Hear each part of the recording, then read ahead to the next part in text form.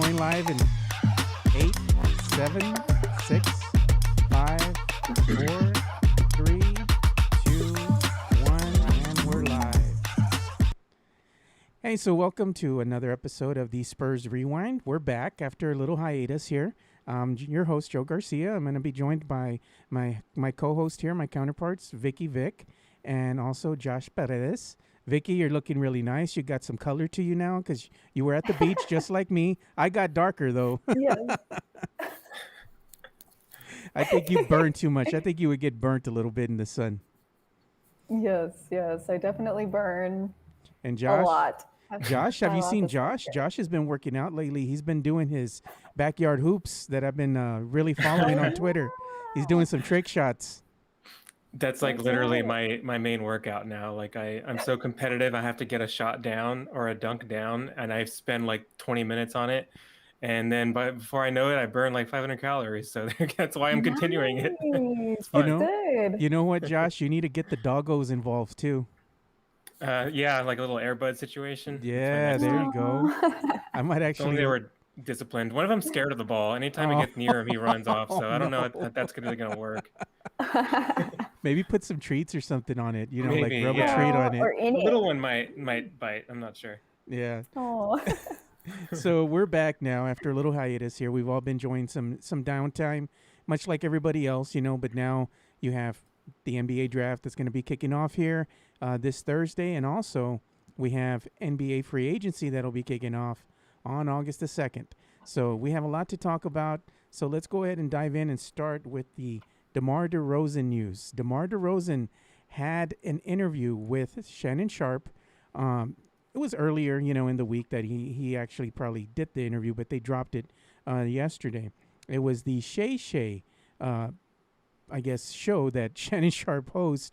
It's available on YouTube. Club Shay Shay, should I say it right? And DeMar DeRozan basically said the same thing that he said on All the Smoke podcast way back when. I think Spurs fans kind of took this a little too hard because it's getting close to the NBA draft, NBA free agency around the corner. And everybody pretty much said, he gone. You know, he's out of here. Because he said one of the most important things to him in free agency is going to be going with the team who can give him a chance to win a championship. That's important to him. Going into the playoffs, winning, that's important to him at this stage of his career. So we have a lot of Spurs fans who took offense to that, and everybody said he's gone, he's out of here. I believe even ESPN San Antonio was reporting that he's gone, he's not coming back. He never said that, you know. Right. He said the same thing almost word for word that he said on All the Smoke podcast. So I'm going to go ahead and play an excerpt of that so everybody knows what we're talking about. So I'm going to play a quick little soundbite here of what DeMar DeRozan said on the Shay Shay, Club Shay Shay YouTube account. Hey, let's talk about free agency. You are an unrestricted free agent. You spent the last 2 years in San Antonio.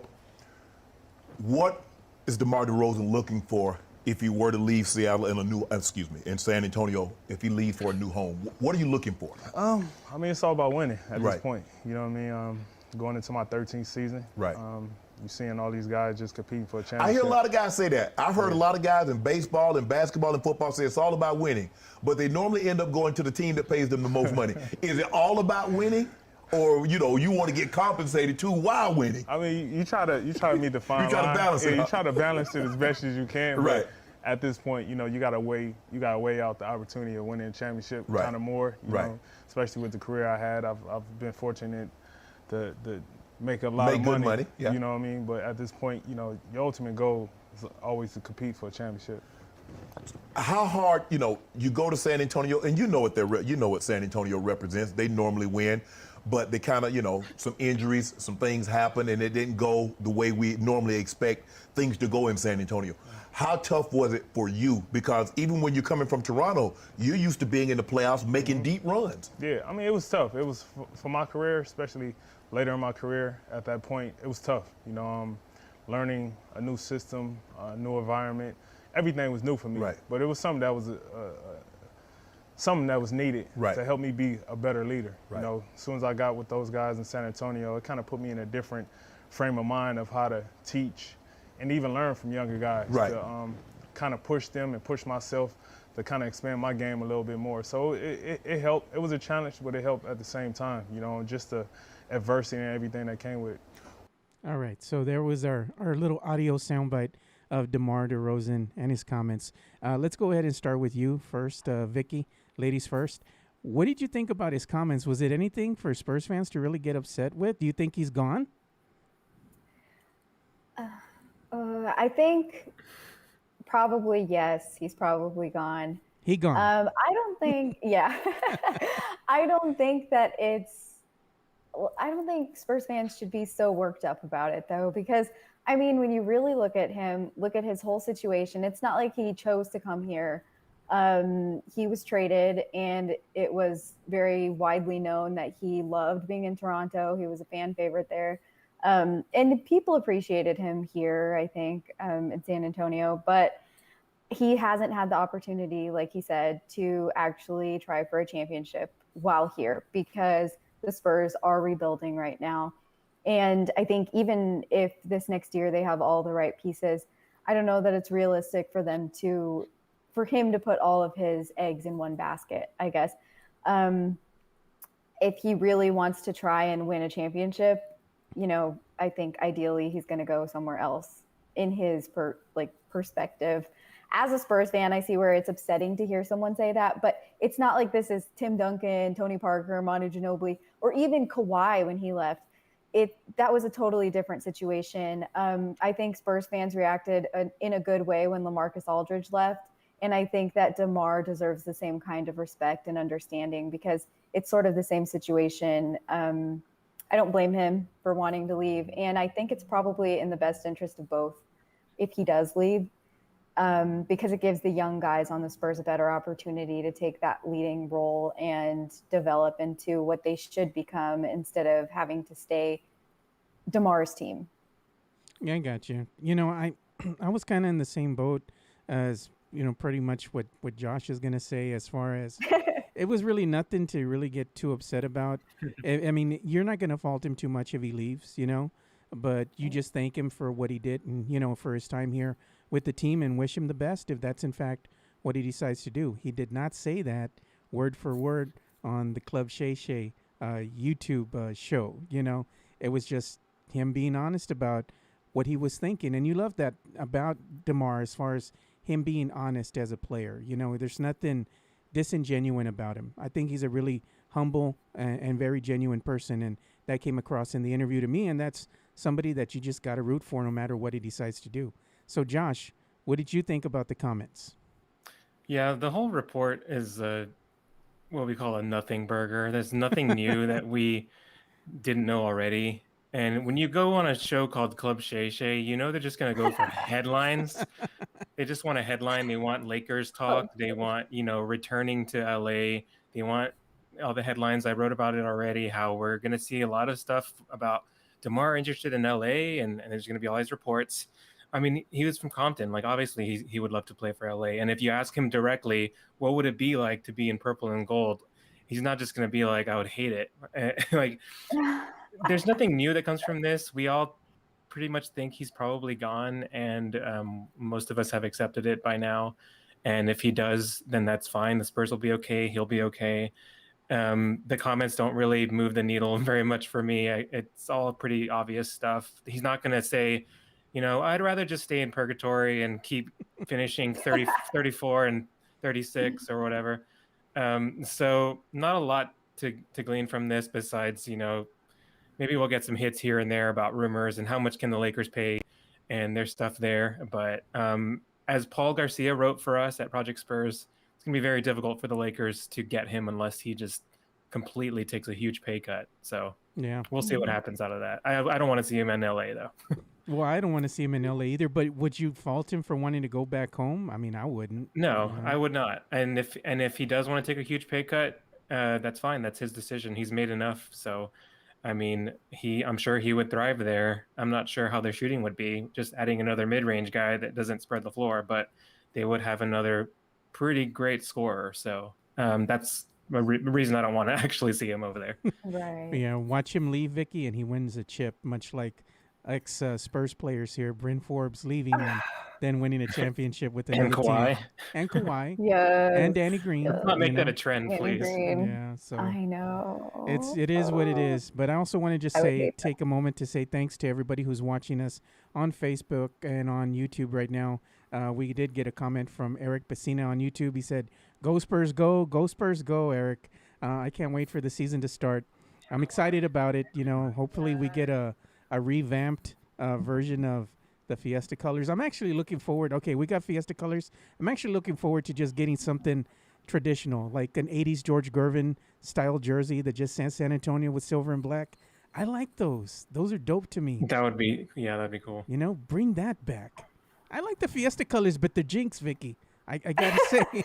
I don't think so. I think they need to keep the Fiesta. They have Yes. to. Yeah. It was so popular, and I think all the players just like took so much pride in wearing that, and like the connection it gave them to the city. I think it was good. They've got to keep it somehow. Yeah, some way, somehow they got to keep it. Yeah, it wasn't a jinx. It was COVID, man. COVID Yes, COVID screwed up everything. But I always say that COVID, yeah. the Fiesta colors were jinxed because every time it seemed like they wore the jerseys, they always winded up losing. We'll I'm give it just more say- than a just season. saying, We'll yeah. Yes. wait till they're actually healthy. If it happens again Yeah. next season, I'm done with them. Yeah. The colors. Oh, we have another YouTuber watching us, Val Gomez. He says, "Hi guys, late to this, but wish DeMar to stay. But it is what it is. It is what it is. I mean, there's not really nothing we can do to control that.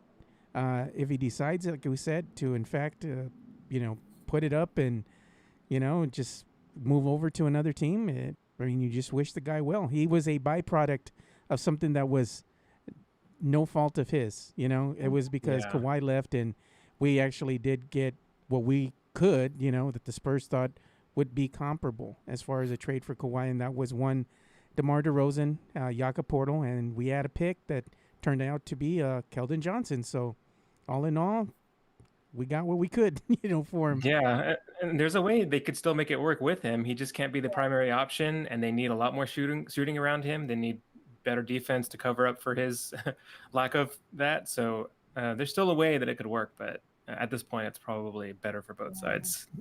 Yeah, probably better for both sides at this juncture. And I have to agree with you.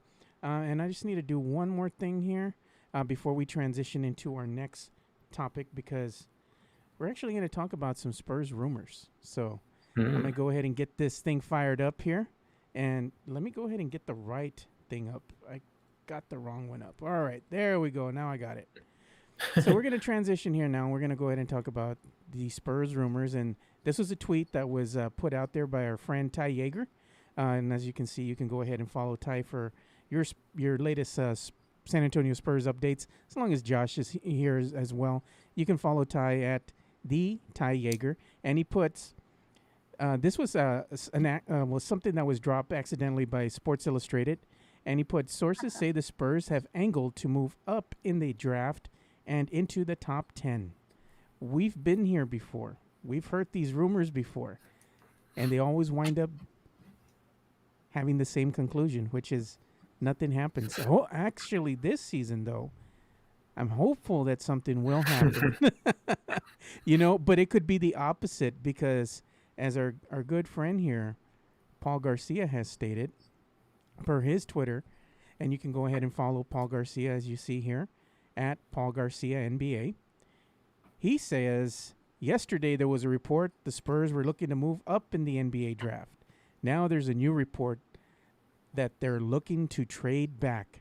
Okay, so let's go ahead and talk a little bit about what the differences are here. Now, if you trade up in the draft, that means that you're going to have to give away some assets. That might be some Spurs players here that are fan favorites. You got to give something up in order to move up in the draft, along with probably some picks as well. If the Spurs feel like they have a franchise-changing player that might be at that 7 or 8 spot, maybe 9, maybe they'll go ahead and pull the trigger on a trade and let go of some fan favorites. Unfortunately, I hope you still didn't buy your Keldon Johnson Fiesta jersey. Keldon's safe. Keldon's not I'm just going. playing. Keldon I'm is just not trying to going scare anywhere people. besides Tokyo and back. Yeah.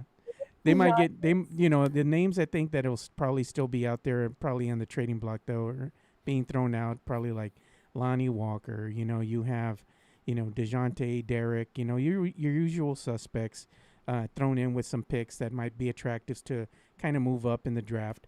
But if the Spurs do the opposite and they move down in the draft, now you don't have to draft with the best available player. Usually that's what teams do when they go ahead and get a top 15 pick. They're going to draft the best available player, not really draft for need.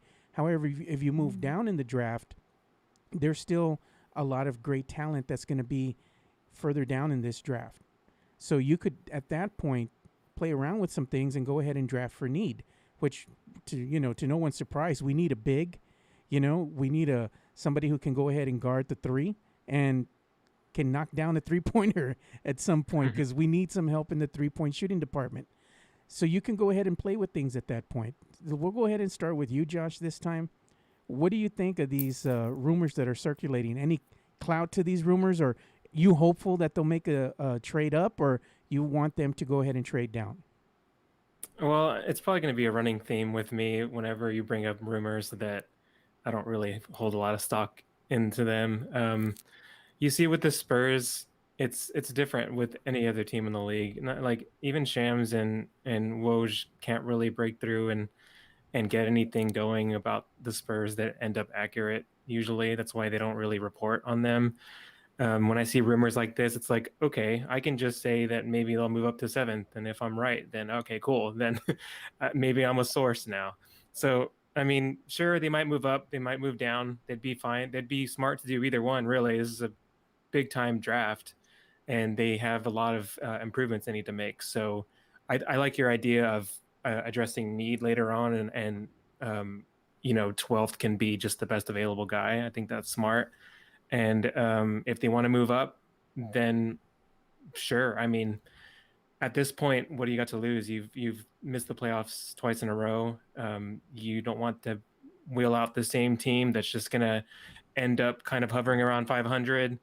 And there's a lot of names that you would want to shoot for: Kuminga, Scotty Barnes, if you can get up that high.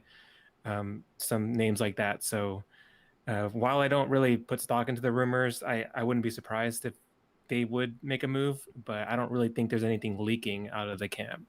Yeah, I'm with you on that. The Spurs are usually tight-lipped. That's why they call them the CIA of the NBA. Yeah. Nothing really comes out of the Spurs organization unless they're leaking something on purpose just to stir the pot, and that usually does not happen.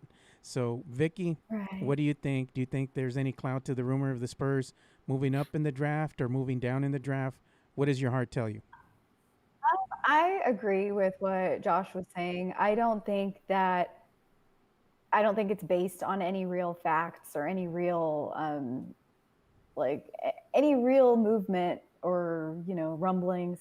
I think that it's obviously a possibility that if they're presented with that and they could trade up, I don't think they would pass it up if they think that a player is available that would really help them, considering all the different figures here and there on who they'd lose and gain.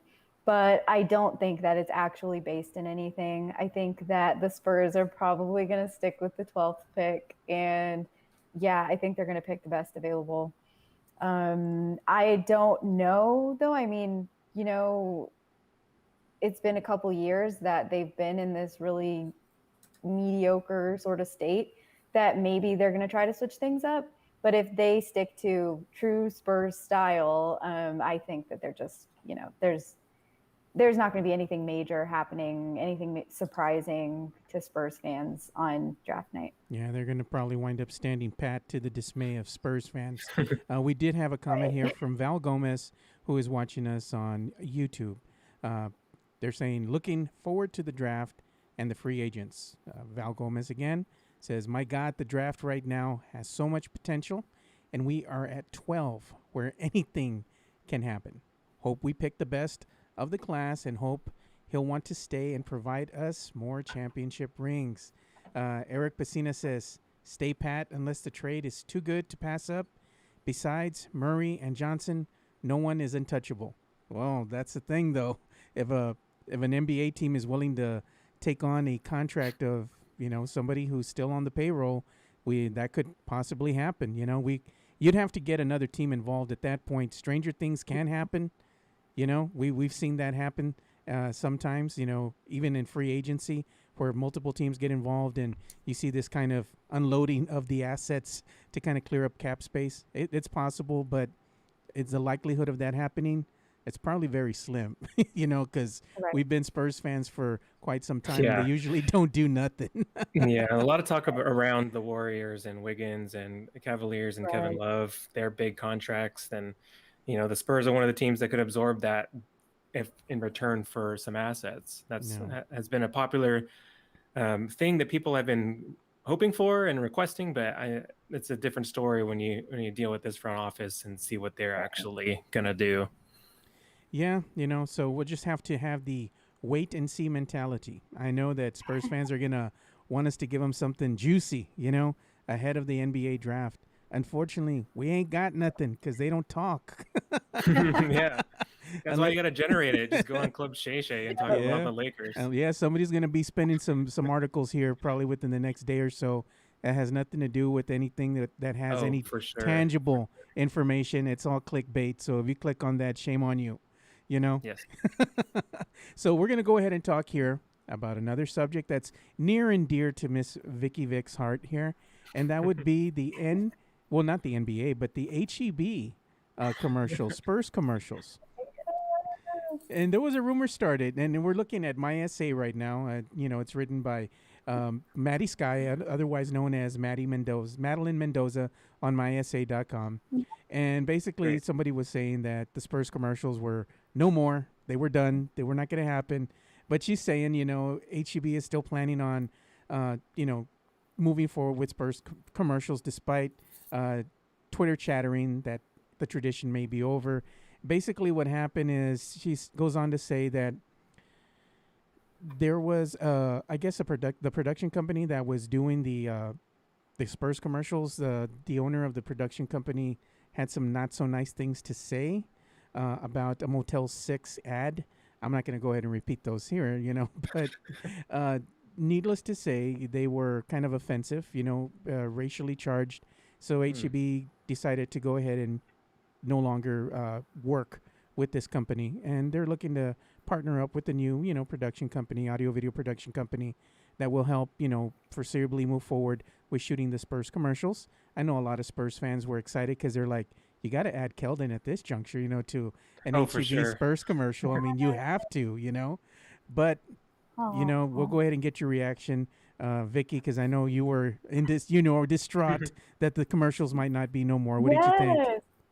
No, I'm happy. These are continuing. I think they've become this tradition throughout the city. They make, they just put a face and a personality to the players. And I think it's fun for the players too. I think it's something that, helps them feel a connection to the community, to local business, even though HEB is now outside of Texas too. But I think it's really good. It's good for the community, good for San Antonio. I love the commercials. They always do such great jobs.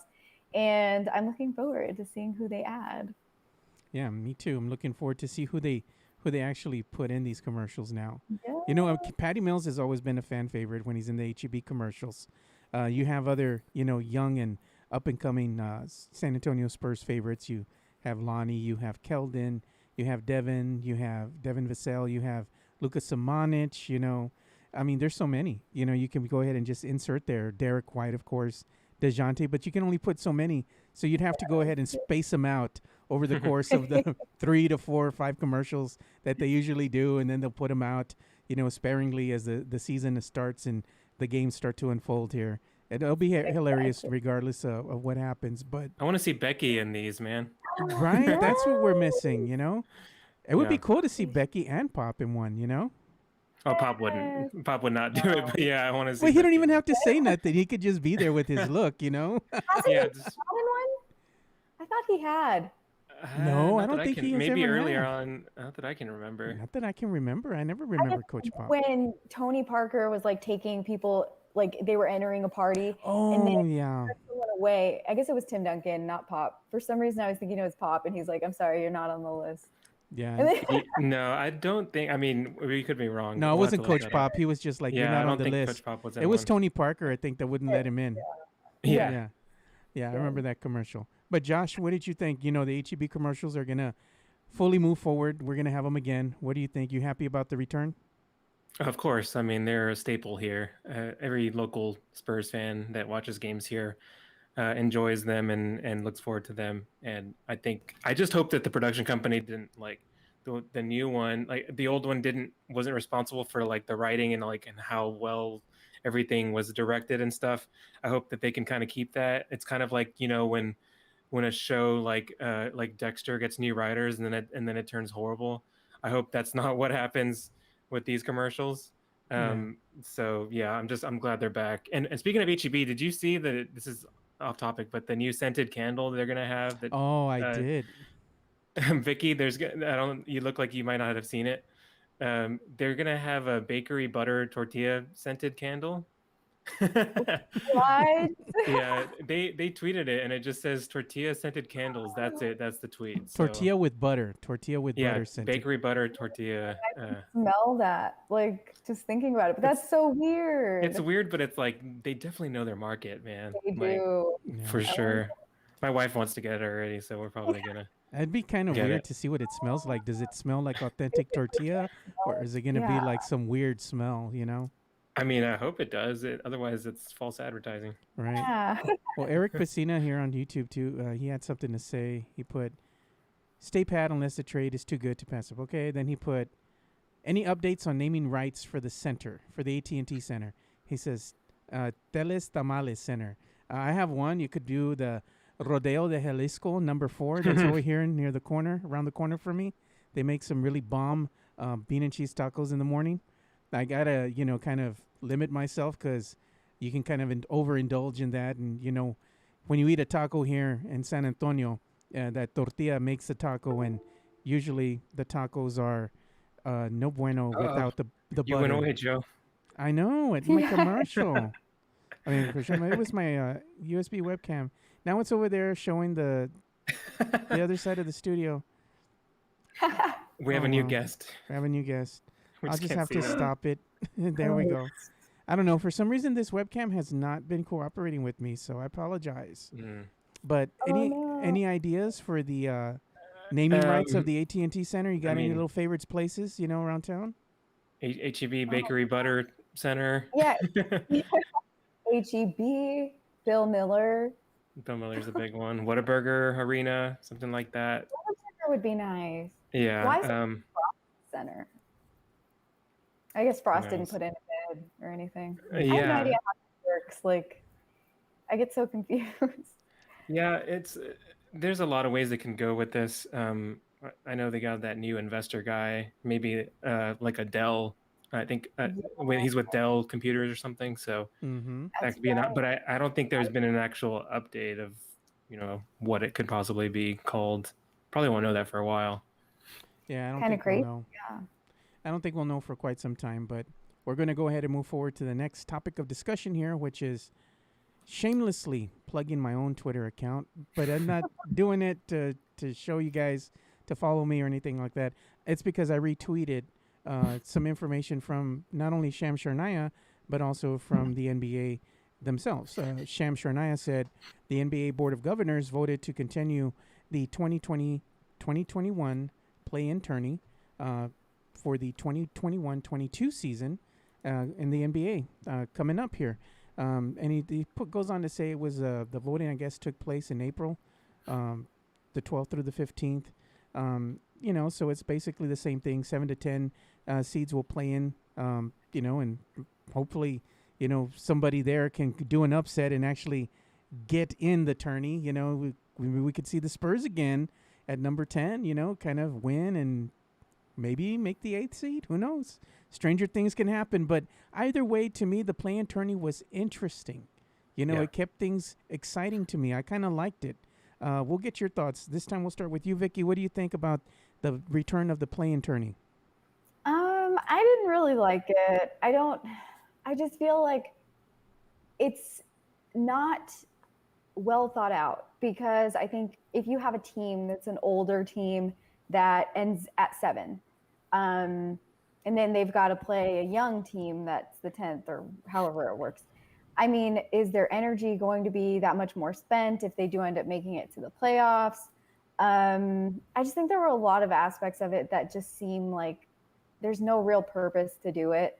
I think it's a cool idea if they end within a certain amount from each other, like when this was originally, put forth in the bubble, because a lot of teams were ending with basically the same, what do you call it? The same record. Oh my God. The brain freeze there. I was like, what? Yeah, I think in that situation it made sense. I think in a regular season, if you've got a team that is like 5 games ahead of the next, like the 7th seed is like 5 games ahead of the 8th, I don't think that's fair to make them play in like that. I think they earned their spot, and I think it's just it's allowing for not as competitive teams to get into the playoffs. And I don't know, I just think it's a little bit, it's just for money, in my opinion. I think they did it for just an additional, little, oh, look what we're doing, like get excited about the play-in. They did it for a money grab. Yes. Yeah, so that's my take on it. Yeah. But I guess they're doing it, so. Yeah, we also had a comment here from Aaron Michael Harvey watching us on Facebook. Thank you for watching. He says, the naming of the AT&T Center, he has a recommendation, Fred's Fish Fry Arena. I actually do like that. That is one of my favorites, because we all know they don't serve no fish at Fred's Fish Fry. Well, they got to change it to Forum then. Fred's Fish Fry Forum. The No one Forum. can There say you it. go. There you go. And Val Gomez says Spurs will be at number 5 in the West for this upcoming season. Ha ha ha. He's just kidding around. Just kidding around. Yeah. But what do you think, Josh? I'm going to actually take the opposite side, a little debate style here. I think that what it does is, I mean, I do kind of agree. I get that whole aspect of it might not be fair to like the 7th seed, but at the same time, we do have to remember it's still like an entertainment product. That part of it is like the tournament has done super well the 2 times that it's gone on. And what it also does, I remember listening to a podcast of, I believe the guy that actually created the idea of the tournament, and he was talking about, he gave a lot of stats about just how much it's dissuading teams from tanking. And there will be teams where, it's like the bottom 10 teams they're kind of giving up and packing it in with a lot of the season left. And with this play-in, there's maybe, it was just like the Rockets and the Pistons and a couple other teams that had nothing to play for at all. There was still a lot of teams in play, and you'll see that sure, maybe a team won't be deserving, but they have to play one just to play another just to play into the tournament. So it's like, if you're not deserving and you can win 2 straight against better teams, then maybe that's kind of like part of your story, and it's interesting for the whole tournament. I think there's a lot of entertainment value there. And I actually feel like personally, it's probably going to help the Spurs because they can get the 9th or 10th seed while they're still rebuilding and maybe actually get in this next time. But overall, I kind of like it. I think if you're super good and you get one of the first 6 seeds, then okay, then you're safe. But if you're like semi-good, prove it. And then that'll be it. Yeah, if you're semi-good, prove it, win, and you're in. It's that simple. Yep. But usually for Spurs fans, it ends in dismay, in heartache, and we're not happy once again, and we want to burn the whole thing down. So hopefully we have a better showing this upcoming season, and who's to say, maybe we won't even be playing around with the 9th or 10th seed. Maybe we'll get the 7th. Yeah. Stay healthy, Derek, and we can. Please. Please.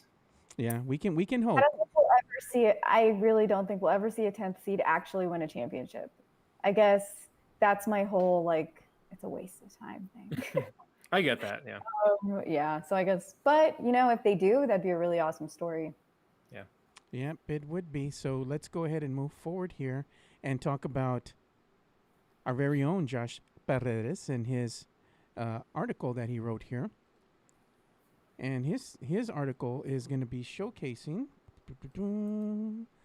a San Antonio Spurs rumor, and it's the Mavs report could make signing Collins more likely. So I'm showing you what the article looks like. So for the full article, make sure you go and check that out at projectspurs.com. And like I said, it's written by the one and only Josh Paredes, which you can see his beautiful face right here on the camera. So Josh, why don't you tell us what's going on with this article that you wrote for Project Spurs? Yeah, so this is actually something that I kind of like piggybacked off of Paul Garcia. He's like the guru when it comes to what teams can pay someone and what, anything that's related to how to get someone from the Spurs or how to get someone on the Spurs. So he kind of I've been working with him lately to kind of get the most out of all the information that we're getting and that he can come up with. He kind of is the one that came up with this idea that, the Mavs were one team that could sign an offer sheet to Collins. And there was a report that said, Tim, a priority is re-signing Tim Hardaway Jr., which, I mean, I was like, okay, I mean, he is a great shooter, so that's understandable.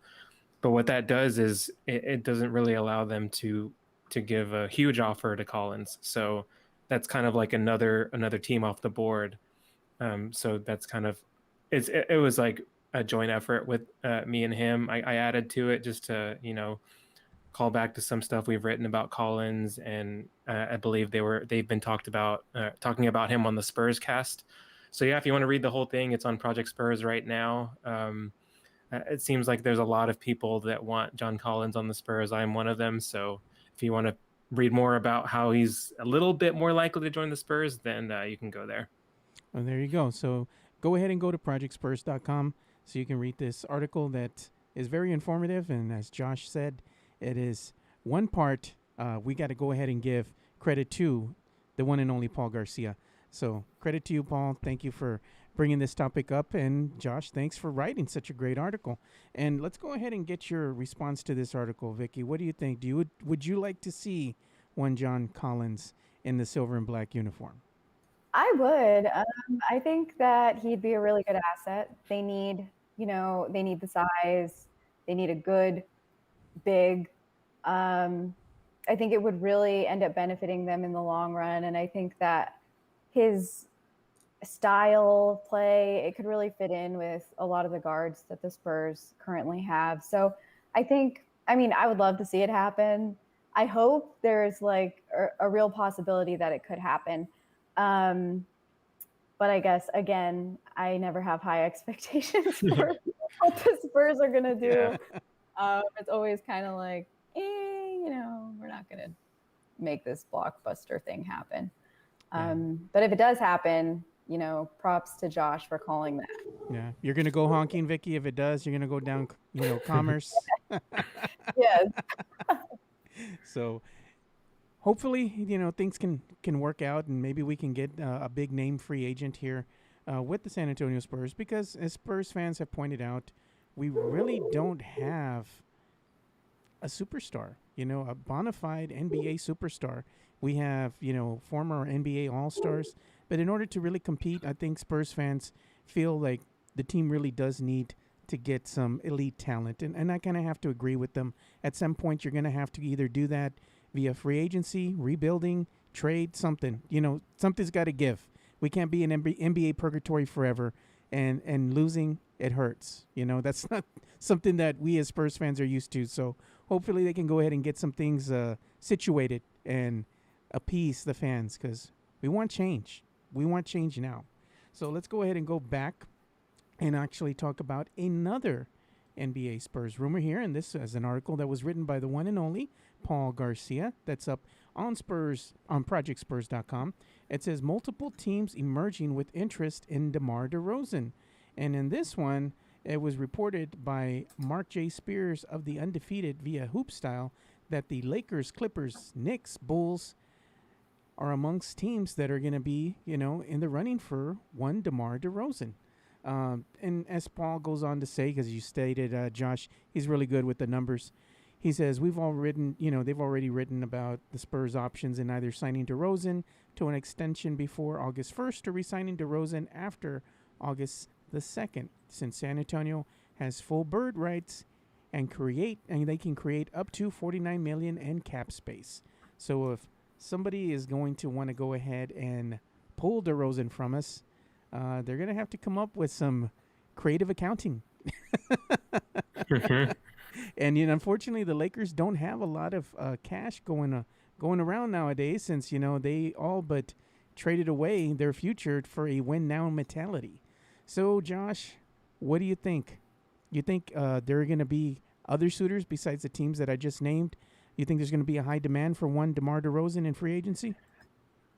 Oh, well, there's definitely going to be a high demand. He's one of the best free agents in the market. The thing is, not many teams can afford him, and it's really going to be about what he's comfortable with in terms of if he's still getting paid a good amount, but also he wants to win a championship, as he said on Club Shay Shay. So I'm just going to keep saying that as much as I can because it's a ridiculous name. From what Paul was saying, it seems like most of these teams that are rumored or that are interested can't really do much about it. They'd have to trade away a lot of people, or they have to trade without getting money back. There's just a lot of complications. He says that the Spurs, Knicks, and Bulls are probably the ones that have the clearest path to getting him. But Knicks and Bulls, if you want to win a championship, it's not really where you're going to want to go. So it's going to be about how much DeMar is willing to kind of sacrifice money-wise if he wants to go to one of those teams, because he's going to have to do that, and I feel like he might. So there's a lot to it. But yeah, that's a great source to go to. Win, if he feels he has a chance to win a chip. Yeah, and exactly. Also, he did not say that he wasn't interested in the money.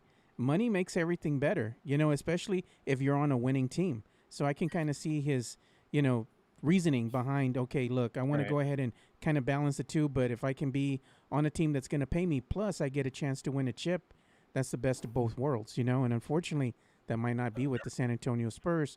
But somebody does have a question. Val Gomez says, what about Markkanen, guys?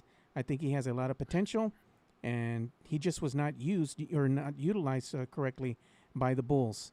I know that you had something to say about Lauri Markkanen at one point in time, Josh. What are your thoughts on him? Markkanen's fine for cheap, I guess. He would not be a priority for me. His defense is not great. Suspect at best. I mean, we already had Aldridge just recently with his defensive issues, and we still have DeRozan.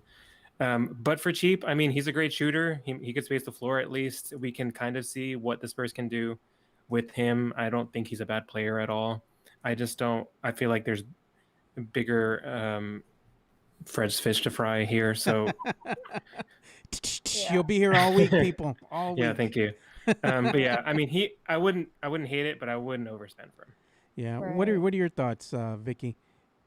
I agree. Same thing. I think that the Spurs have very specific needs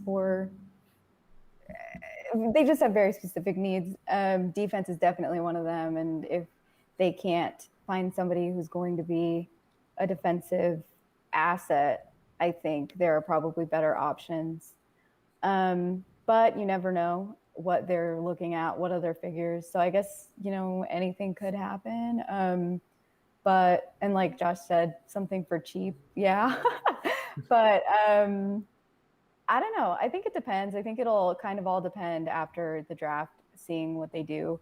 Might be able to provide a little bit more clarity on the other pieces that they're going to be moving. Yeah. So let's go ahead and also move forward to another topic here.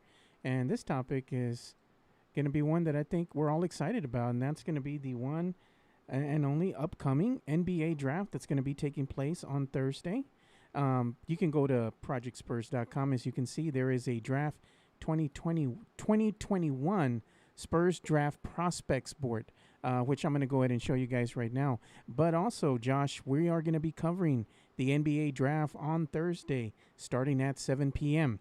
It's going to be hosted by our good friend, Rudy Campos Jr. Josh will be there with us in studio, and I will be running the boards behind the scenes and also popping in from time to time. And hopefully, Vicky, you can jump in and talk, Spurs as far as the 12th pick goes, when they go ahead and make their selection, because we want to know what you have to say, because I know you're going to either be excited or disappointed. But also, Josh, we do have some giveaways here that we're going to be giving out every hour as we do cover the NBA draft. We're going to be giving away two Keldon Johnson Team USA jerseys by none other than graphic artist Dakota Mitchell, and our Project Spurs founder here, Michael De Leon, says we're also going to be giving away two $15 Spurs fan shop gift cards. So make sure you're watching the NBA draft live stream on the Project Spurs social media channels, which are going to include Twitter, Facebook, and YouTube, as we give away these wonderful prizes that I know Josh wants to own, because I've been eyeing one of those Keldon Johnson USA jerseys by Dakota Mitchell. Who doesn't want one of those? So let's go ahead and show the draft prospect board that's up right now on projectspurs.com. As you can see, and actually, sorry, on those prizes, I believe one of them is going to be it's going to be like the first official merch of the prospect that they take at 12. Oh, nice. We're going to have a shirt of. I'm working with Dakota about it. Whoever they pick at 12, or maybe if they trade up and they get somebody, he's going to have a design. He already has a design that we can reveal on the show on Thursday, and it's going to have the new Spur on the back. So it's going to be pretty exclusive. So that'll be one of the prizes also on the You'll get one of the first ones, Yeah. Mm-hmm. So there you go. That's always good stuff. Always good stuff over by our good friend over at on Twitter, Dakota Mitchell. Great graphic artist. Make sure you go and give him a follow. And, of course, watch the NBA draft show so you can go ahead and get your chance to win this exclusive merch. So we're talking about the Project Spurs draft prospects board, and I'll give you a quick preview of that. It's really easy to follow here. As you can see, they're showing the top prospects and Cade Cunningham, and it also shows you what they're going to be selected at, more than likely, and also shows what the Ringer, Tankathon, DraftNet, ESPN, Yahoo, Draft Room, and SI, The Athletic, as far as what they have this prospect going at. And one thing that I do like is if you're looking for names that you need to keep an eye on that the San Antonio Spurs are possibly looking at, you have them right here on this draft board. It says Alpern Sengun, yes. Davion Mitchell, that would be a yes. Corey Kispert, yes. Keon Johnson, definitely yes. You have Chris Duarte, it's yes, the Spurs are interested. And who else do we have here? Trey Murphy. Yeah, Trey Murphy the third. Kai Jones. The Spurs are interested in Kai Jones. We've seen him actually work out here at the Spurs practice facility. They actually treated him to dinner, I hear. So it was getting kind of serious. You take somebody to dinner and you break bread with them, So, I mean, the Hornets are going to select before us, so I suspect that the Hornets will rain on our parade and probably more than likely select Kai Jones. But, Usman Garaba, there's definite interest by the Spurs. Also, Jaden Springer and Joshua Primo. I would go ahead and direct you, again, to go to Project Spurs so you can go ahead and take a look at the full, what is this, Excel sheet that Paul did for us. Yeah. It's really easy to follow, so make sure you go and check that out at projectspurs.com so you can go ahead and follow along with us when we do the draft show. Speaking of draft prospects, our good friend Benjamin Bornstein actually just wrote an article for Project Spurs that you can go ahead and check out. And if you're looking for another prospect to keep an eye on ahead of the NBA draft, he's talking about skilled 7-footer Balsa Gobrikfiaka. How do you say that, Josh? I can't even say it. Your attempt is as good as I would do. So it says he could be a possible draft steal. And if you go and read the latest article that's up there on Project Spurs, Benjamin is our go-to guy when it comes to draft prospects. He's just got them all. It's like he's a walking thesaurus. You can just ask him, give me a couple guys, and boom, he'll just spit them at you. So Ben definitely knows what he's doing. He's our draft specialist and someone who's going to be joining us on the NBA draft live stream that we're going to be hosting on Thursday starting at 7 p.m. So make sure you go ahead and check this latest article out on projectspurs.com. So as we bring the show to an end here, as I had stated to you, Vicky, I'm excited because I get to actually display your Twitter Yay! profile as I ask you to go ahead and tell us where the people can follow you on social media. Yes. So you can follow me at the Vicky Vix. That's at TheVickieVix. There you go. And there is her lovely picture. So you can see that you are following the authentic Vicky Vix, not Yes. a burner account.